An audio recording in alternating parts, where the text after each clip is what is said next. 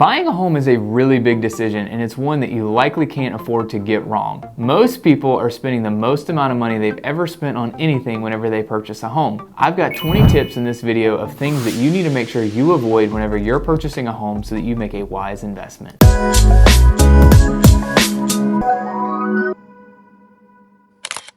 Hi, I'm Evan Whaley, your favorite Greenville realtor. Before I dive into all of my tips that I have to ensure that we protect the value of your home, just keep in mind all the tips that I'm sharing here, they're not 100% like do not ever buy a home like this. There could be a lot of reasons why it makes sense, and you really want to make sure you're working with a real estate professional that can guide you through that, but these are things you definitely want to think about, and they should give you pause before you make a decision on purchasing that home. Between my team and I, we've shown over 10,000 plus properties. We've helped hundreds of people purchase a home.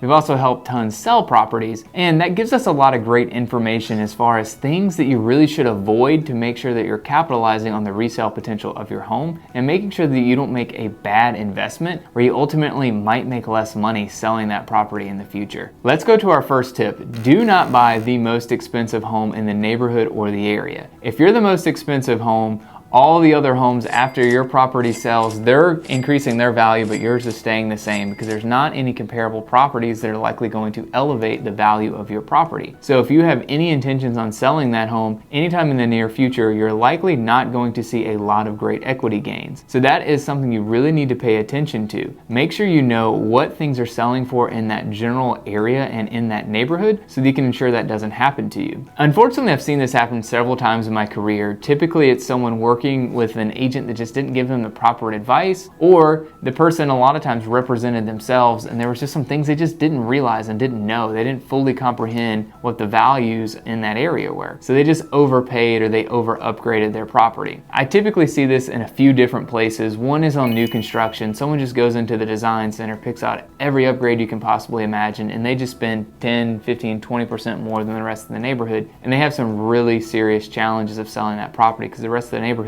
just is not at the same price point that your home is at. The other is, we see this with builders a lot of times. Smaller builders will come in, they'll find a lot in this area that potentially just does not have homes that are to the same quality of what they're building for. And they're 200, 400, I've even seen it 600,000 plus more as far as the price point that they start that house at compared to the surrounding area. And they just can never sell it for the price of what they have in it. So that's a really bad strategy on the building side and even for you as a home buyer. The last area where I see this is sometimes a homeowner will purchase a property, it fits right within the neighborhood values, and they come in and they just do massive amounts of upgrades. They put so much money into this property. Hey, that's great. Your neighbors are going to love you because you've done a really great thing for your neighborhood, but you're going to really struggle because you've just over upgraded so much compared to the rest of your neighborhood. So just be really cautious of that as well. My second tip is don't buy a property on a busy road. If you're going to buy a property on a busy road, you need to get a significant discount for that. I see this happen all the time. People build these really beautiful homes or they upgrade these really beautiful homes on this busy road because they can buy the land cheap, they can build the house, and then they've got all this space potentially because it's a lot that's not super desirable. But it will always be a lot that is not super desirable. So you're going to have some challenges with selling that home. Whenever people see that home that's on a busy road, there's a lot of really negative thoughts associated with it. One is, hey, there's going to be a lot of noise from the traffic. The second is this is a safety concern because if my pet, my kids, whatever it is, gets out of that front door and they run into the road, like this could be a really disastrous situation. So if you ever look at a home on a busy road, you need to get it at an incredible value and it needs to be the place that's perfect for you. Overall, I don't recommend buying a home on a busy road. My third tip is don't purchase a home with major structural concerns. Now, you want to have a structural engineer evaluate the structural soundness of a property. There are some signs of things like really long jagged cracks above windows. You start to see that doors are not shutting properly. You can see dips and sways in the floor. You can see that there's elevation and displacement in the foundation. There are things that you can see that normally say, oh, this is an indication that this might be a foundation concern. But you can't always assume that because a house is 70, 80 years old and because the floors feel a little uneven that there's a huge foundation issue. So a structural engineer is always the best person to advise you on that and to guide you through it. When we think about anything that's a structural concern, if you make any structural change changes to the property, that's something you have to disclose whenever you go to sell it. Now, there are structural companies that come in, they give warranties for their work, lifetime at times. So that does help ease the burden for some buyers, but some buyers will just completely avoid a property that's had any kind of structural changes to it. So keep that in mind, and likely you're not going to recoup the money that you put into this property for the structural concerns that you're going to correct. The reason I say that is no one's going to give you an extra premium if you spend $30,000 on fixing the structure of this house. They're not going to pay you an extra 30 grand because at the end of the day, people expect to have a house with a good foundation and a good structure. So you're not going to see the value out of those kind of upgrades. My next tip is to pay attention to what's surrounding the property. You've got everything from gas lines to landfills to power plants. All of those things can impact a buyer's decision on purchasing your property. And those are things you just cannot change. You can't pick the house up and move it. You can't move those things out of the way. I will say when it comes to the power line thing, a lot of our historic areas where we have older homes, you'll see a lot of power lines in those areas. That's just how things were done. They weren't putting the power lines underground at that point. We're seeing that there's been a big push here locally and with Duke Energy of putting those power lines underground. They actually have incentives right now where they will pay a homeowner a certain amount of money to actually have that done and taken care of. It just depends on how much it's going to cost you, but that potentially could cover 100% of all of the cost, or maybe cover at least a vast majority of it. So it is something to note and to think about. So that's not a hard stop by any means, but it is something to consider if you don't ever plan on burying those underground. The next thing that I think someone should really think about is a house in a flood zone. There's a couple different reasons for that. One is you're going to pay a premium on paying for flood insurance because you're going to have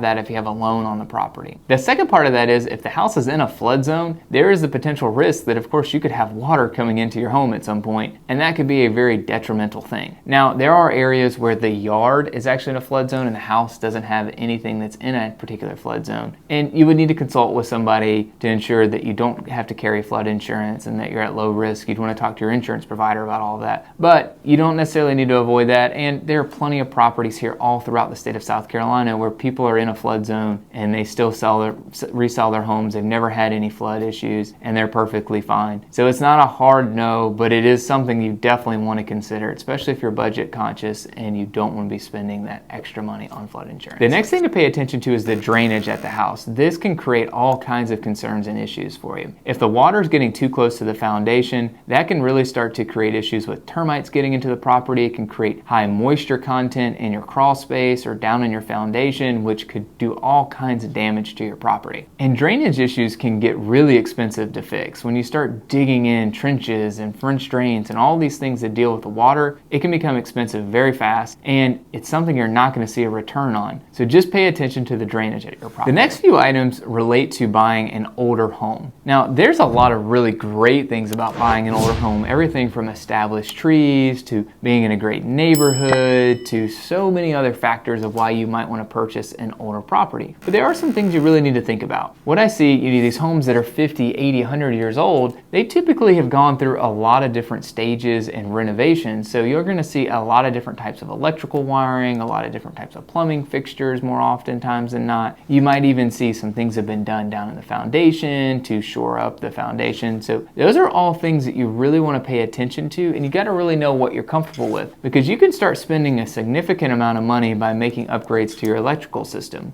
For instance, if we're talking about the electrical system, when you're going back 70, 80 years, if nothing has been changed on that, they're going to have two-prong outlets, which is going to mean that your TV and your laptop and all those things that have a three-prong, they're not going to work. There are modifications that you can make, and you always can go in and redo the wiring and you can ground the house, but that's a pretty significant expense. And again, it's not one where you're going to see a big return on your investment. So it's just something to keep in mind. It's very similar with plumbing. Just keep in mind some of the stuff is just not what people would use today, and it just may not fit the standards that you're looking for. Speaking of older homes, it could have lead-based paint or asbestos in it. Those are health concerns, and that's something that some people might stay away from. So it's something to consider for your own personal health and for resale value in the future. Something else to really make sure that you think about is if you're going to be in a high noise area, whether that's trains or there's planes flying overhead, or maybe there's a gun range or whatever it might be, that can be a very big deterrent for a future home buyer. It might even be something for your own quality of life that you don't personally enjoy. So it's something I would definitely make sure that you pay attention to whenever you're searching. Another thing to really pay attention to is if there's a really steep driveway. That's something that a lot of buyers will just completely say, no, I don't want to buy this house, whether it's down or uphill. It's just something they'll immediately mark off their list. And it's something you really can't do anything about or change without spending a significant amount of money, and likely you might not even be able to change it at all based on how the house is already constructed. So that's something that you might want to avoid, or you need to get a significant discount on that house based on the comparable sales, because it'll always be something that's going to impact your resale value. Another tip, really make sure you use a lot of caution if you're going to purchase a home in a highly industrial area. Everything from health concerns to noise to pollution to so many other factors could deter a buyer away from purchasing that home in the future, and could even potentially be a risk for you. So it is something you definitely want to make sure that you're paying attention to, what's surrounding you, what kind of businesses, and what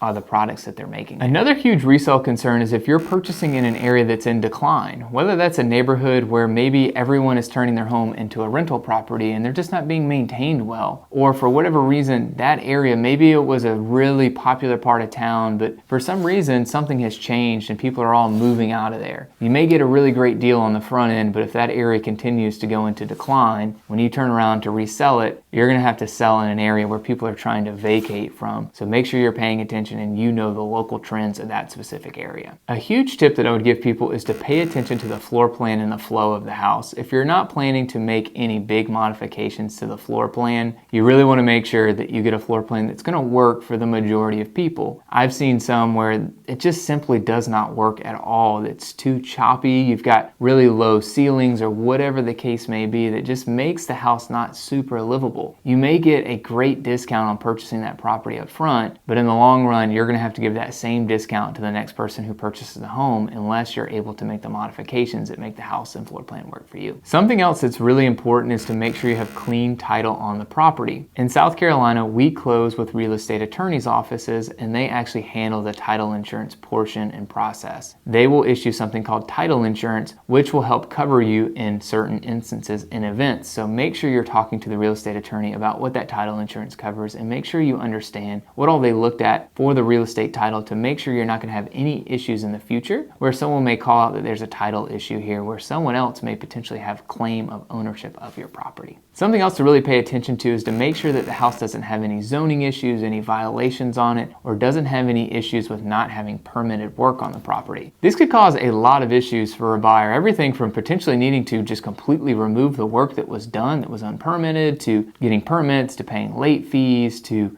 all kinds of really just negative implications. So you just really want to make sure that you avoid those things. Something specific here in Greenville County that you need to pay attention to, which is different than the city. There's all kinds of different rules between the county and the city, so make sure you're working with a real estate advisor that knows the differences and nuances between those, especially if you're someone thinking about renting out a detached unit, or you're thinking about doing a rental in general, or doing short-term rentals, or whatever the case may be. You really need to make sure you're working with an advisor that knows all the latest laws about that. Something else you may want to pay attention to is if you're not someone who has a green thumb, but you go and buy a property that is meticulously landscaped and you can tell that someone has spent a significant amount of time and money into the landscaping, you know, maybe it's not a huge, I can't buy this house because of that, but it is something to think about because it likely is going to cost a lot of money and time to keep that property in the condition that it's in today. A warning that I do want to give buyers out there, and this isn't always the case, but sometimes you just need to be cautious with someone who bought a house, came in, renovated it, and they're selling it for a really high premium and profit. Now, there are tons of instances where that makes complete sense and you're still getting great value on the home. But there are also times when someone came in and they changed everything from a cosmetic standpoint, but this house is 100 years old and nothing's been altered with the plumbing, the electrical, the HVAC, the roof, all these big ticket expenses. It doesn't mean necessarily that you have to 100% avoid that property or properties like it, but it is something you really need to make sure you're paying attention to, because you could potentially be paying the highest market value price for that property, and then you've got all these other big ticket expenses on the back end. So just make sure you know exactly what you're getting into before you commit to a property like that. Another huge thing to really know and to pay attention to, especially here in Greenville County, is that there are different tax rates in different areas of town that you purchase in. For instance, if you're in the city, you're going to pay a higher tax rate than people who are in the county. So you just really want to make sure that you know. It doesn't mean you don't buy a house in the city, because there's some wonderful homes, there are some really great great properties and there's so many benefits to living with inside the city limits, but you just need to know that you could be paying higher taxes for that property than you might be paying for another property outside of city. Another piece of advice that I'd give to somebody is if you're going to buy a house that you're going to have a lot of time consuming projects, they're going to take a lot of time and they're going to take a lot of money to do, you should ensure that you're getting some kind of discount on that property because your time is valuable and so is your money. So you shouldn't be paying a premium for a property that's going to need all that work, especially in the market that we're in today. You should be getting a pretty significant discount on that house, and once you do that work, you should see some great return. A huge piece of advice that I'd give any buyer is to make sure you have some savings saved up after you purchase your home. There's a lot of things that can happen in life, everything from happening to you, to your job, to your employment, to also happening to your property. And one of the things that I can promise you about owning a home is something is going to go wrong in your time of home ownership. It's not if, it's just when. So make sure that you are ready for that and it doesn't cause any financial hardship whenever a pipe burst or something happens to you. So make sure that you've got some kind of savings in there to protect you in that event. Even if you're purchasing a new construction home, I can promise you there's going to be some expenses you didn't account for. Everything from blinds to a refrigerator to a washer and dryer. Like, there's going to be some expense. I am, of course, a huge believer in home ownership, and I know, and we've even seen data on this, that it's really a key to wealth building. The issue is if you spend your last dollar, you are not prepared for financial hardship, and that could put you in a really tough position to make some really tough choices where you can't really see the power of the investment that you've made. So just make sure that you have the funds set aside. I've got a couple bonus tips here. One is make sure you're paying to the restrictive covenants if you're purchasing a home in an HOA. If you're purchasing a home here in Greenville County, a lot of our homes are in HOAs. Now, they're very different than what I've seen from people coming from other areas, so that's a whole nother topic and a whole nother video for another day. But just make sure if there's certain things you want to do to your property that you're paying attention to those restrictive covenants, because you need to make sure that what you plan to do with that property is possible in that neighborhood. Another bonus tip is to make sure you're paying attention to what's happening to the neighboring properties around you. Are people keeping the grass cut? Are people maintaining the exterior of their property? Does it look like it hasn't been washed in 20 years? Is there a broken down car in the front yard? All of those things can give you some key indications of what may potentially happen to that neighborhood long term. It's not 100% a reason to write off a property, but if you see a lot of that going on, that is going to lower the value of your home. So you really want to make sure you're paying attention to those items. One of my biggest rules when it comes to real estate is you always have to consider the resale value. I can't tell you the amount of times that I've heard someone say that this is going to be my forever home and plans change. It's nothing that's their fault. We just never know what life is going to throw at us, and we just never know how that's going to change our course and how that's going to change our plans. So you always need to be prepared to purchase a home that you can ensure that you can resell in a timely fashion and get back your money, and hopefully even more in the instance that you need to sell it. And in a worst case scenario, someone is likely going to have to deal with that property, and you want to make sure that you made a wise investment for whoever is dealing with that property in the future. So always, always, always think about resale value. I'm curious, which of these tips are you most surprised about? Which tip have you never heard of before? Drop a comment down below. I'd love to hear from you.